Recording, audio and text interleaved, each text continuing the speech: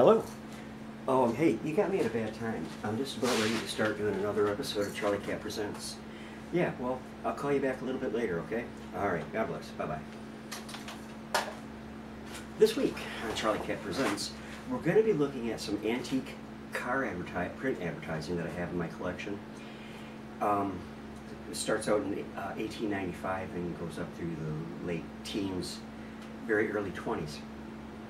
I know nothing about cars mechanically, but I do know that I love car designs, and to be able to follow them from 1895 up through that new Stingray, which is an amazing car, it's kind of cool to watch the evolution and progression of the cars. Also, last week we looked at Canadian coins that have been dug up here in Saginaw. Now, next week I'm going to return to Indian artifacts, and I have an interesting program lined up for you, and it's going to deal with bone artifacts that I've found. Some I've had stuffed away in my collection for a couple of years, meaning to look at them and more closely when time permitted, and certainly right now with the coronavirus, there is time to do just that. So, let's take a look at some of these ads. I hope that you enjoy them. No, the phone's not hooked up. Actually, I got this out of a dumpster about 10 years ago. I don't know how many of you might remember Dark Shadows that used to be on in the 1960s.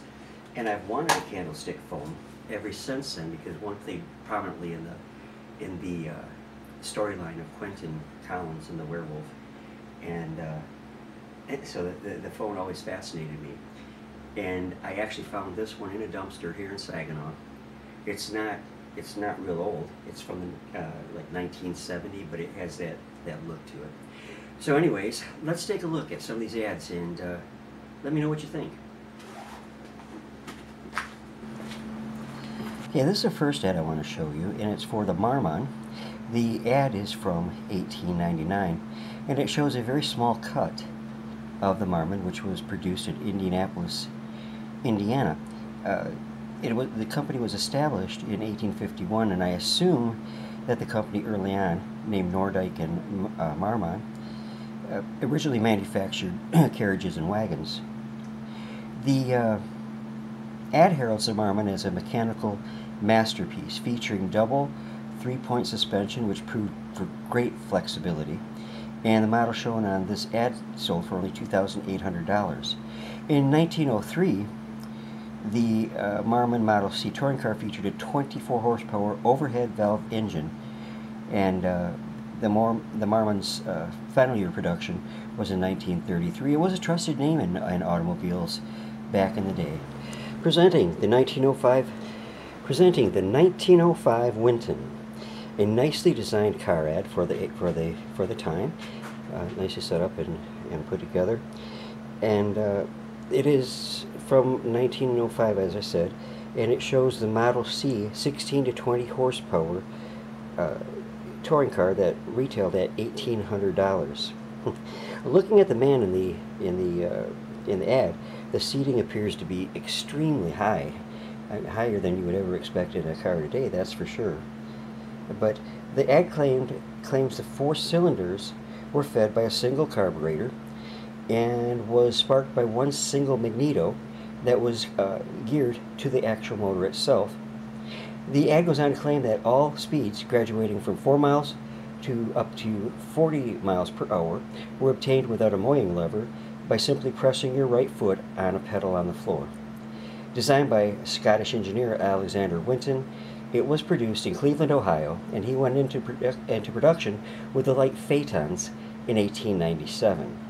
Car production ended in 1924 when the company decided to concentrate on building marine diesel engines. A loss indeed, as it was really a very nicely designed car. Here's the Royal Tourist in an ad again from 1905, produced by the Royal Manufacturing Car Company in Cleveland, Ohio. This model featured a 32 to 38 horsepower motor or engine, direct shaft drive, 3 forward speeds, and a positive automatic lubrication system. The actual coachwork was made from aluminum, which I believe was unusual at that time, which would have made it, I would think, quite durable. This was in production from 1904 to 1912, and this is all the information I've been able to find on the Royal Motor Car Company, but they did produce a very nice looking touring car. The Northern, from Northern Manufacturing Company, was actually produced in Detroit, Michigan. This 1905 ad bills it as a 7 horsepower, stylish, speedy, and safe. The perfect conveyance for the businessman, the physician, or the family. The motor started from the seat, preventing kickback from the motor having to go out and crank it. It was, from what I understand, was rather dangerous. My dad used to talk about having to crank up the Model T, that in the wintertime especially, and it would kick back and it could actually bust your hand, from what he said. But the Northern was a brainchild of pioneers Charles B. King and Jonathan Maxwell. The car was said to make less noise than an electric car, which was important back then because they were quite loud and electric cars were very quiet. The car was the 1904 model shown in this ad is the Runabout, a 6-cylinder, 7-horsepower car that sold for $750. It used compressed air for the clutch and brakes, and the company was absorbed by EMF in 1909. The Columbia XLV, or Mark 45, was a 35 to 40 horsepower touring car.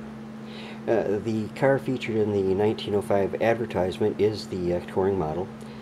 The Columbia logo offers a very true touch of elegance and class, and the car itself was manufactured by the Electric Vehicle Company of Hartford, Connecticut. Columbia was one of America's leading manufacturers of electric vehicles and was part of the Albert Pope's motor and cycle building empire. Ultimately, Columbia became part of the United States Motor Company. Their last models were the Knight and Cavalier, and those were produced in 1911 through 1913. Along with others, Columbia went down with the collapse of U.S. Motor Company in 1913, after which only the Maxwell managed to resurface. But really a fine print ad, very nicely laid out, and so reflective of the era. Electric cars were a large part of the industry in the early days. This 1904 ad shows the popular Pope Waverley light-speed runabout, which retailed for about $900 or $950 with a top. Quoting from the ad, the forward box design is distinctive and contains a compartment suitable for carrying the storm apron, side curtains, and other small packages.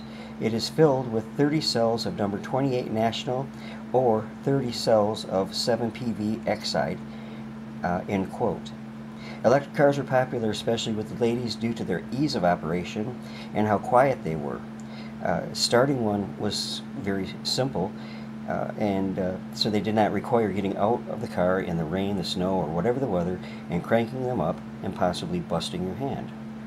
The ad shows the electric car in a background against a pastoral field of horses, showing that they're not disturbed by the motor car because it is not making any sound. This ad features the 1905 Rambler Surrey Type 1, which was a touring car, featuring 18 horsepower. The automobile retailed for $1,350, and you could add a top and waterproof side curtains for an additional $150 charge. Thomas B. Jeffrey, at age 18 in 1879, built the first Rambler cycle, and his son Charles built a two-tiller steered runabout in 1900.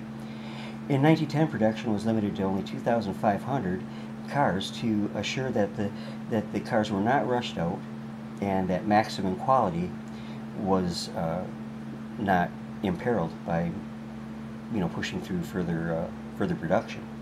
In 1911, the models featured locking gas taps, adjustable steering columns, and electric lighting as standard. The company's activities branched out into trucks, with the first produced in 1914, the year my dear mom and dad were born. And the company name was changed from Rambler to Jeffries, and in 1916 the Jeffries owners decided that it was time to retire, and they sold the entire business to Charles Nash. And the Rambler, later Jeffries, and still later Nash were produced in Kenosha, Wisconsin. Again, a really nice looking ad. Almost has a classic old world look from the early days of printing.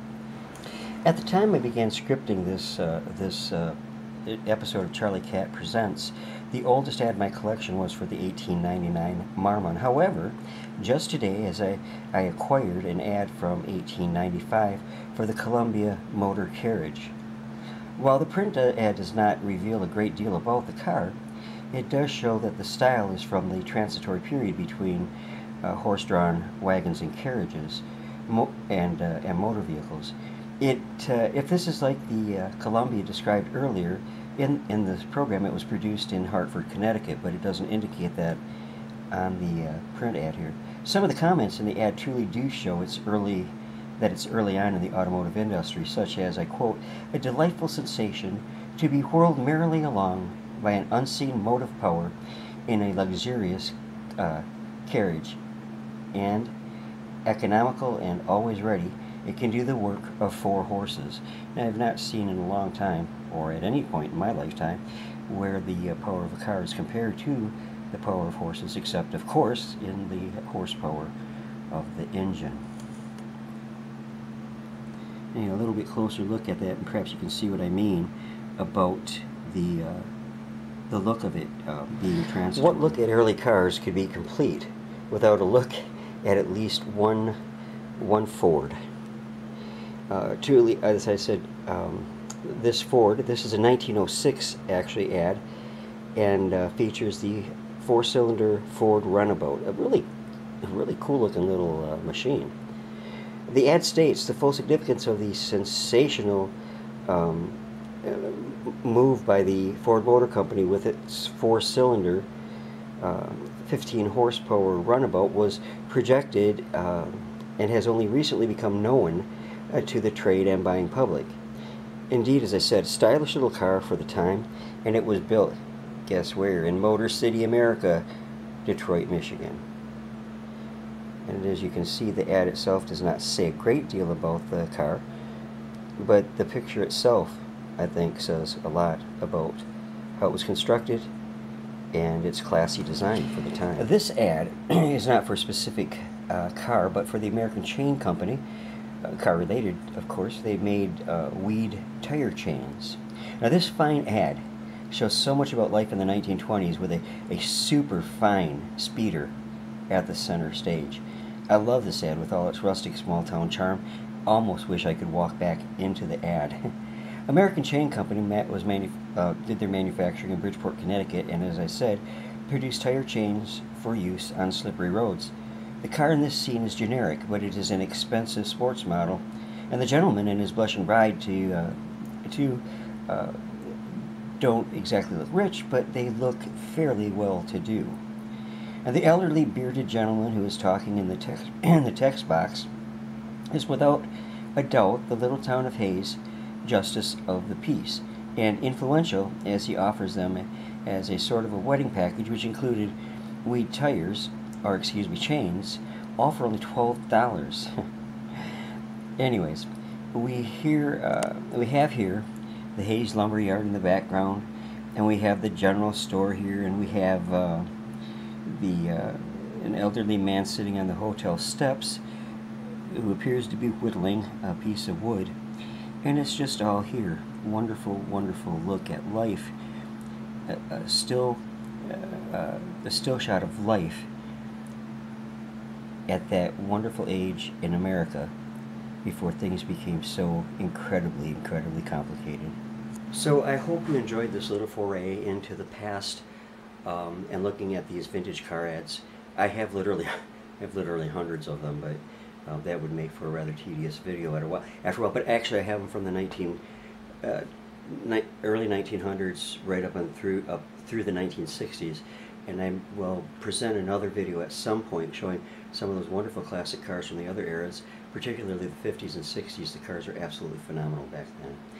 Thank you for watching. God bless you all. See you next week, I hope.